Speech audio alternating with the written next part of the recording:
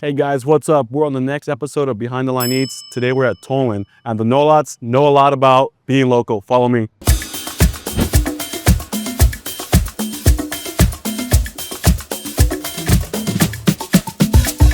All right, so we're here with Matt and Nikki Know-a-lot. Thank you for taking the time to put this video together for us. The goal for Behind the Line Eats is to talk with the tastemakers, the people that are making these community, I would say, points that are become legacies, I think, in what the downtown dining scene really is. First off, the name Tolon, where does that come from? We'll start right there.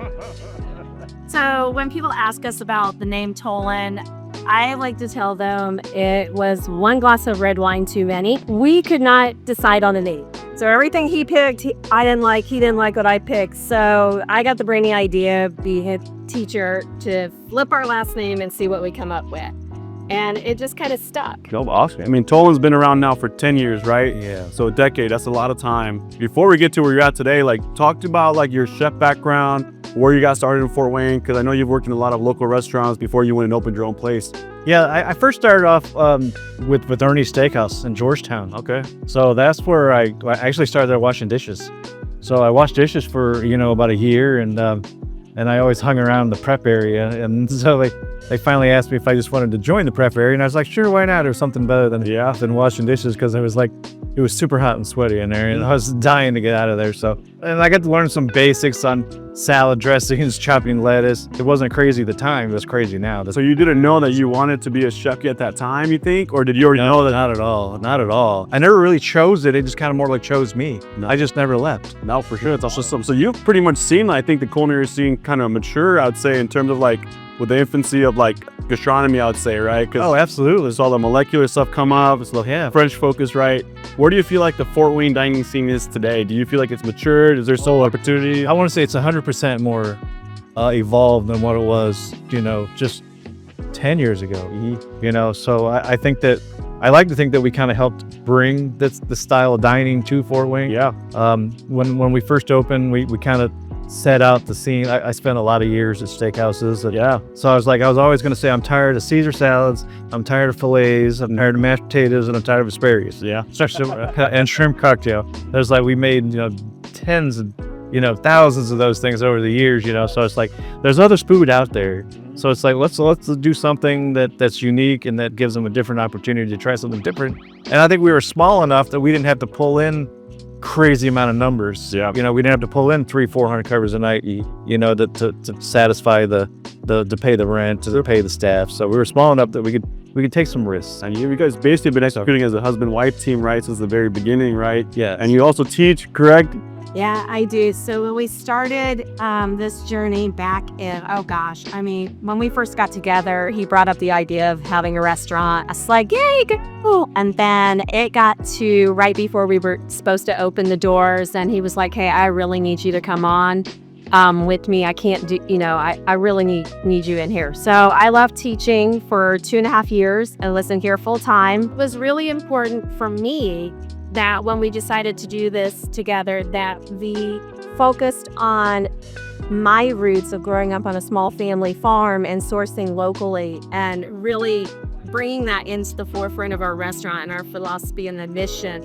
Tolon, like I said, I think was the momentum that set up the landing for what it is. You guys went through the construction phases of rebuilding the block, right? Like I said, COVID as well. So it's a testament to your guys' efforts, and I think it's persevered as long as it has because you guys' will and making awesome food and drinks. So I guess let's walk us through. I think we got to start with this guy right here.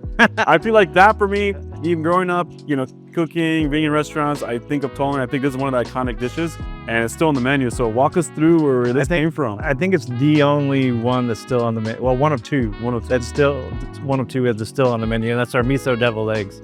So, and I always grew up with deviled eggs at family reunions, so it was always a thing where you came to celebrate birthdays, graduations, weddings. There was always deviled eggs, and nobody in the area that I knew of was doing deviled eggs at all. I knew some big local chains were doing them. They're not local chains, but larger chains were doing them in Chicago and stuff, like a white truffle deviled egg at some steakhouse or something. I was like, well, why can't we do something that's unique, So, and I was trying to think of something unique to add to eggs, and I just thought umami, miso. Oh yeah, no. So I thought, let's put it in there. And we just kept playing with it until we found that recipe, and it's really one that hasn't changed at all. So it's awesome. It'll probably be there until the day we close. No, 100%. I think it's like higher. Yeah. Yeah, he likes to remind me that when he did the first menu and presented it to me, I was like, I'm not a deviled egg person. And I grew up with them too. It's just me.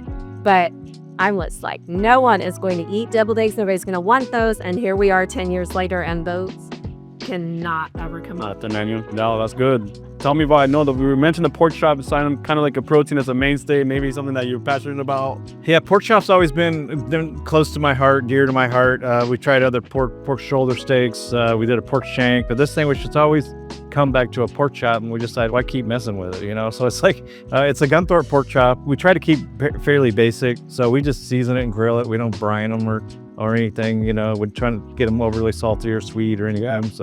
So we just season them and grill them. And this one comes with pork belly, baked beans, a root beer barbecue sauce. We're using a XXX root beer out of West Lafayette. So I think they were on Diners, Dive-Ins, and Dive. Oh, that's cool. So the pork chop kind of takes its own form seasonally, right? With the suture mozzarella. Yes, and it comes with a watermelon salad on top of it. Yeah, so I mean, pork chop's a pretty good staple. So. Okay. What do we have? This one of your small plates here? Yeah, well, seasonally, that's our pork belly.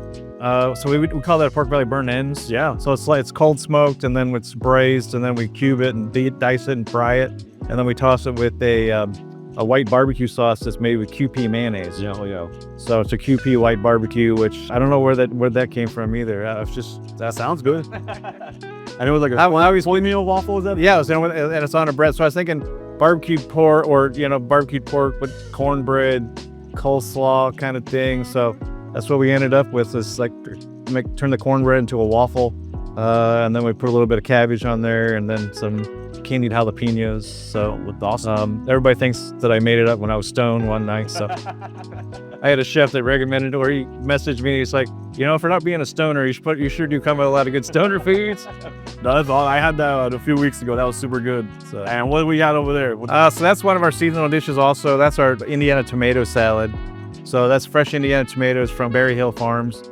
He delivers once a week after the farmers market, and that's got a little bit of marinated orchiette mozzarella, and on the bottom's a lemon basil vinaigrette. So then I was trying to think of what can do for crunch and seasoning, and something came up with like salt and vinegar potato chips. Yeah. So I was like, the vinegar would go great with the tomatoes, and the crunch would go great with the salad to give it something crunchy, and that's what we came up with. So that's good. Yeah. That's awesome. Potato chips and tomatoes, so. Thanks for showing us the spread. And again, I want to thank you for pioneering, I think, the culinary scene. And hopefully, I think you've inspired a lot of other people to go out there and do it themselves. That you push the envelope and what to expect from the Fort Wayne dining scene. But again, thanks for being here with us today. And we're here to try out some of this food right now. So thank you. Thank you. Yeah, thank you.